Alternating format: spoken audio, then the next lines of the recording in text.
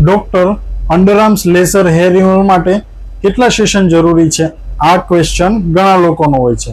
Normally અંડરઆર્મ્સ area માટે 6 થી 8 સેશનની જરૂર પડતી હોય છે, કારણ કે હેર ગ્રોથ સાયકલના સ્ટેજ પ્રમાણે ટ્રીટમેન્ટ વર્ક કરે છે. શરૂઆતના 2 થી 3 સેશન પછી વિઝિબલી હેર ગ્રોથ સ્લોલી જોવા મળે છે અને 4th અને 5th સેશન સુધીમાં હેર થિનર અને લાઇટર થઈ જાય છે. ફાઇનલ સેશનમાં લોંગ ટર્મ સ્મૂથનેસ અને મિનિમમ રીગ્રોથ ખૂબ જ ઇમ્પોર્ટન્ટ છે.